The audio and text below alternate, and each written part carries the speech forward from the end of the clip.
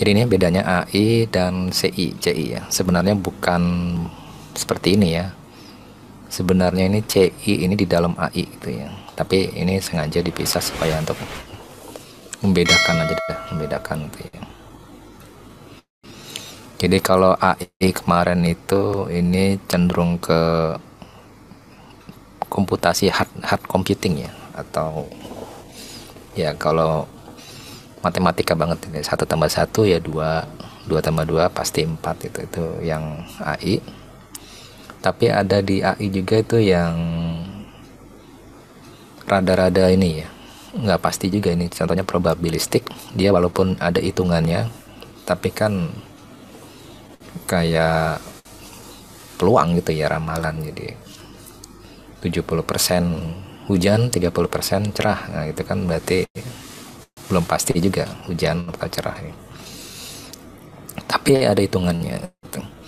Sementara yang computational intelligence itu bukan cuma, sebenarnya matematika juga, cuma dia ada tambahan unsur ketidakpastian, unsur data yang kurang ya, atau yang ini ya, fuzzy. Kemudian ada evolutionary programming, itu mencari optimasi dengan menggunakan iterasi itu ya, evolutionary. Jadi kalau di running pertama hasilnya sekian, di running kedua dia berubah, hasilnya nggak sama-sama yang pertama, itu ya berubah. Di running lagi yang ketiga berubah juga, tapi nggak jauh beda gitu ya, karena dia pakai heuristik. Jadi ada unsur ketidakpastiannya gitu. Beberapa program kayak game juga kalau ada unsur ketidakpastiannya itu lebih menarik dibanding game yang udah pasti yang kayak di sini gitu ya. Jadi kalau ada komputasionalnya dia lebih hidup gitu ya.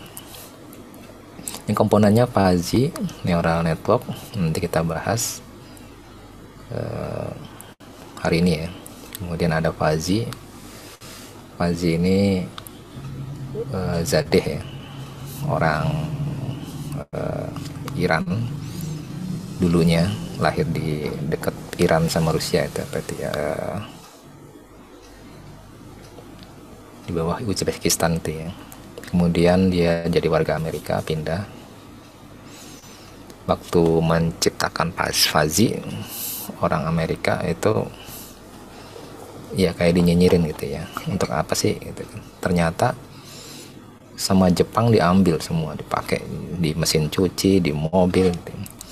Ternyata malah Jepang yang memanfaatkan ratusan patennya pakai fuzzy, Amerikanya malah telat gitu ya. Kemudian ada lagi algoritma genetik, itu mungkin di akhir-akhir kuliah. Ada lagi swarm intelligence, itu sama, ini satu rombongan ini ya. Jadi ada dua grup, yang satu ini untuk prediksi, yang tiga ini, atau yang satu lagi nih, ini belum saya lihat juga nih ya, ini optimasi. Jadi ada prediksi, optimasi. Ada satu lagi clustering itu mirip prediksi tapi nggak punya label, atau ada data tapi data itu nggak ada isinya, misalnya nggak ada isi labelnya gitu ya. Jadi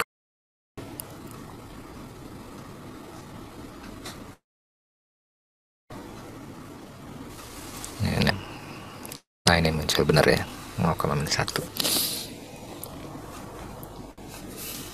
selesai tugas gitu kan. Gimana untuk data yang lain? Untuk data yang lain ini saya punya data ini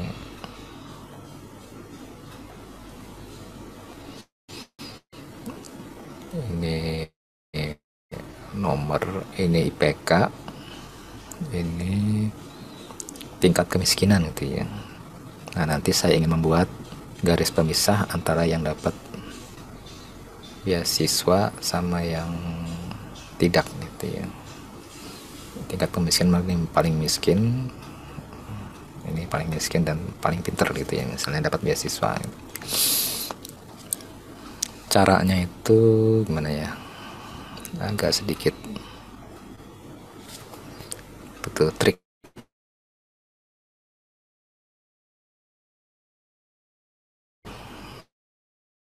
Jadi kemudian misalnya IPK sama dengan, nah ini teknik di sort aja gitu, kemudian paste di sini IPK, kemudian variabel input kedua TM misalnya ya.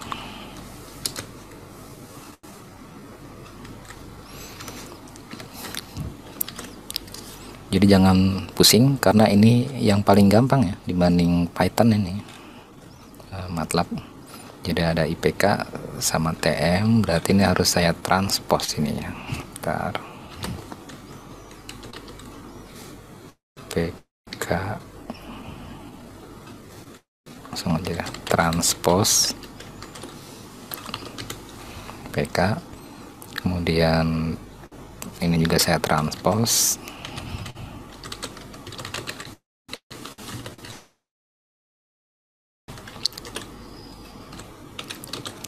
Karena supaya hasilnya ke kanan itu ya, kalau ini kan ke bawah nih, supaya nanti saya bisa membuat X nya itu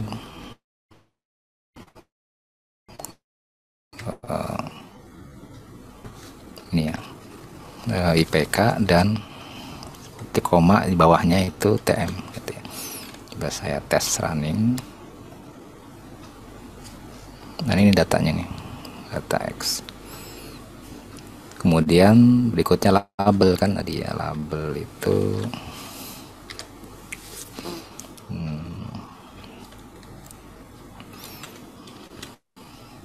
ini ya, copy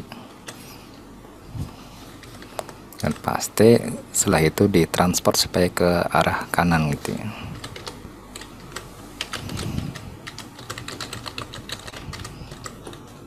Ini kalau saya run dia ke kanan. Nah,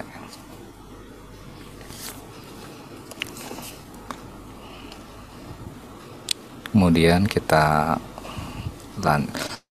kalau mau digambar grafik juga silakan pakai section break plot gitu ya, plot misalnya X, T gitu kan. Aduh, tadi seperti apa ya, saya lupa itu codingnya itu.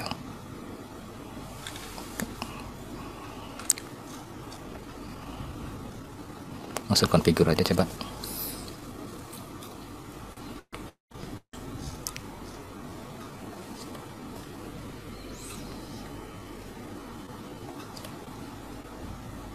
Nah ini seperti ini ya. Nah kalau ini kan garis pemisahnya kayaknya pasti benar nih, ke arah sini gampang ya. Jadi buat garis pemisah, nah oh begini ya, seperti ini ya. Oke dah nanti ya. Kemudian kita misalnya ada satu data baru mahasiswa, IPK-nya itu misalnya 2,75 gitu kan. Terus tingkat kemiskinannya itu sedang misalnya 2 ya, kan dari 1, dari 0 sampai 4 ya.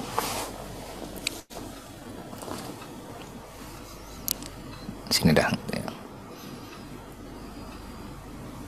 P1 IPK tingkat kemiskinan 2. Di sini udah langsung keluar ini ya,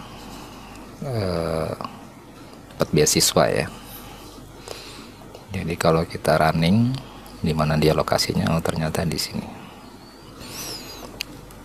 Di sini ada satu garis, ini namanya garis ini ya, garis apa nyebutnya tuh, neural network lah. Di sini ada penjelasannya. Nah ini seperti ini. Jadi artificial neural boundary gitu. sini ada satu garis, kalau yang di sebelah sana itu positif, yang di bawahnya ini negatif gitu ya. Jadi contohnya itu logika N. Nah, ini logika N ini. Logika N itu ya saya share juga di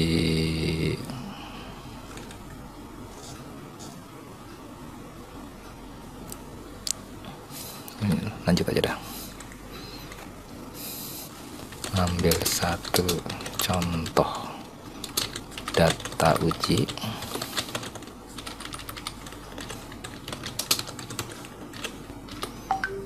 Tes kelas atau labelnya, kemudian ini ya, hasil run, upload di Edlink gitu. Tugas sesi ke-1 gampangnya.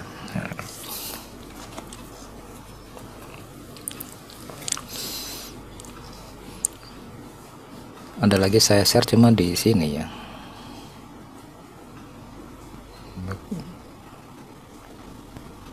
Namanya Perceptron. Oke, ini diunduh saja. Ini nanti bentuknya seperti ini. Ini harusnya di delete aja gitu ya. Atau di copy ininya saja. Ini contoh data 00001. Nah, ini logika N ya. Mirip yang di sini. Kalau 0 ini ya. Z11 Z20 dia 0, ini 0 atau kurang dari apa ya nyebutnya ya, harusnya negatif sih, nggak apa-apa, 0 itu dianggap ini dah, harusnya ini negatif 1, -1 ini +1 gitu ya. Kemudian cuma ini doang yang 1 nih, Z1 nya 1, Z2 nya 1, ini yang OR. Nah, yang memusingkan itu SOR. SOR ini yang bikin neural network mati suri gitu ya. Tahun 60-an itu kan dibentuk yang tadi sederhana itu Perceptron. Ketika ada problem SOR itu kan kalau yang beda 1, tapi kalau yang sama 0 gitu kan, bingung dia garis pemisahnya ini gimana kalau gitu kan.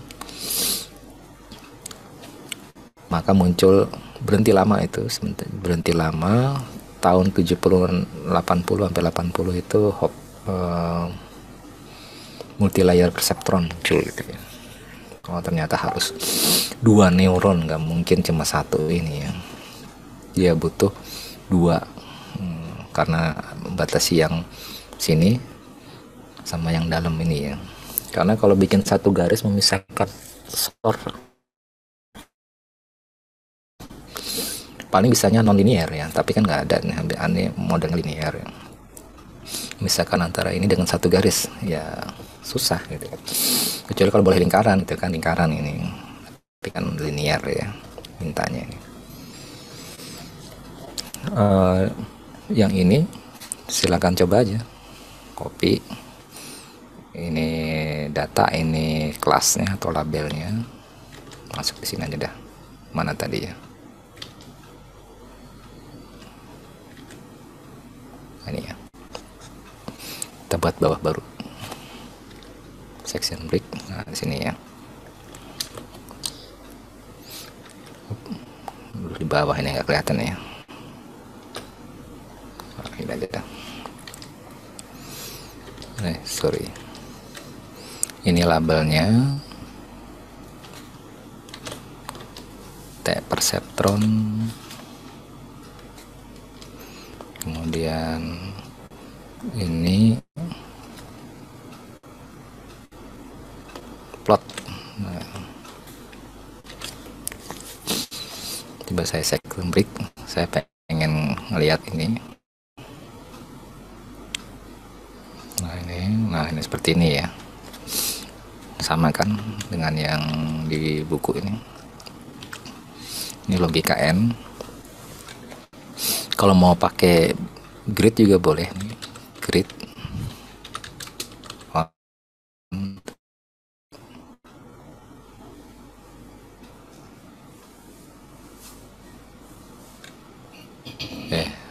Udah ya, grid garis-garis gitu ya, on. Dan kita akan mencoba dengan cara yang sama membuat,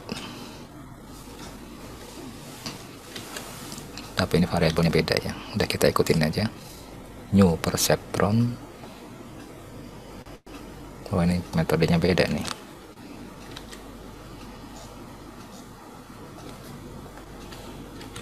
New perceptron, kemudian jalankan sim itu mengeksekusi, inference ya, memprediksi berdasarkan ini mesin apa model ya, modelnya. Kemudian plot hasilnya,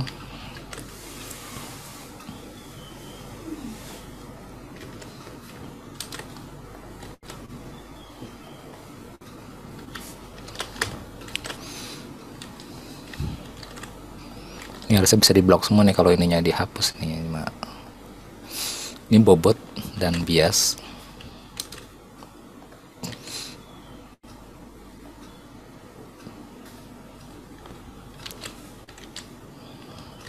Dan di sini kita perkenalkan proses training. Ini parameter, ini training sebanyak, jangan 20 ya, kebanyakan 5 aja. Ada istilah epoch gitu ya.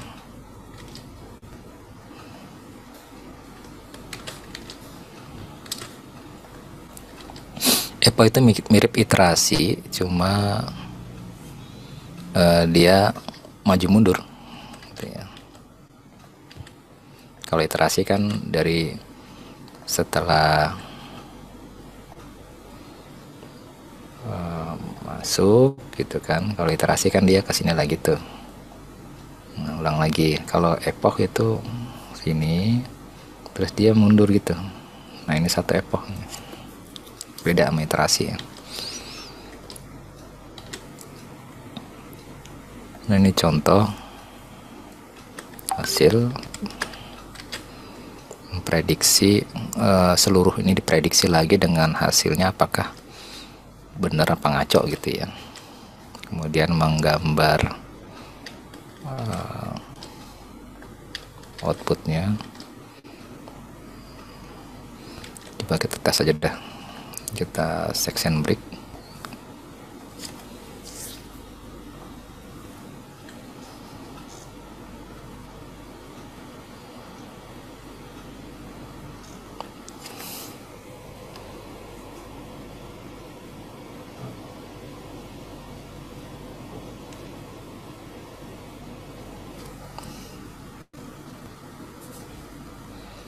Wah ini kok kayak ngaco ya.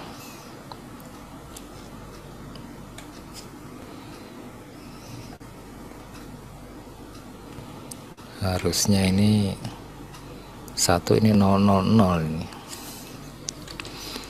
Terus kok dia nggak ada sampel garis pemisahnya ya, ntar.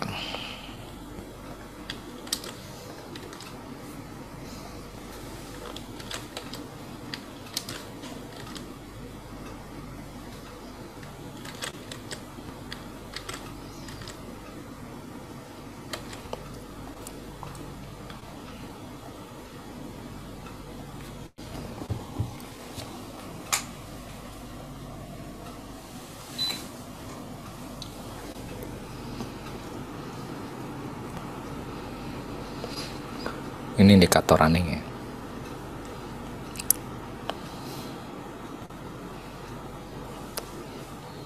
Atau kita bisa juga pakai model caranya dia ini.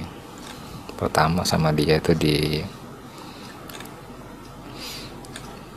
buat ini, tapi kita harus ganti lagi NXT nya ini ya. Coba kita coba pakai ini.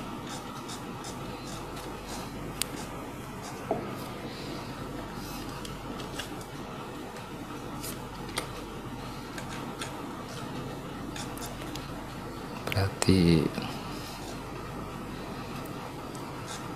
didefinisikan dulu.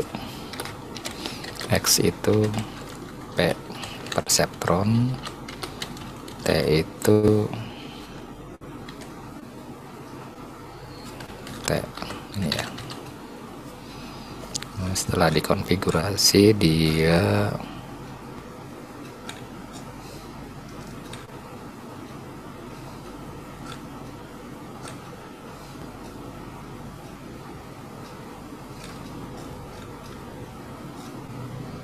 ini copy.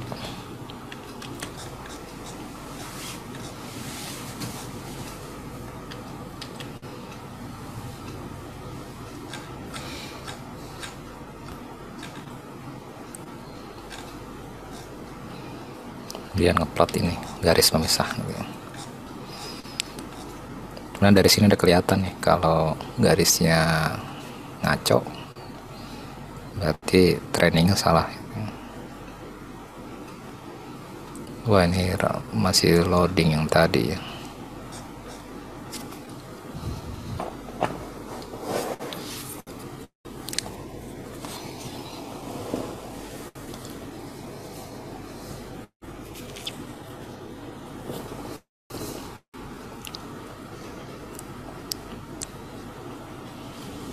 Yang masih lama ini kita, ini beratnya. Ini kelemahannya kalau pakai apa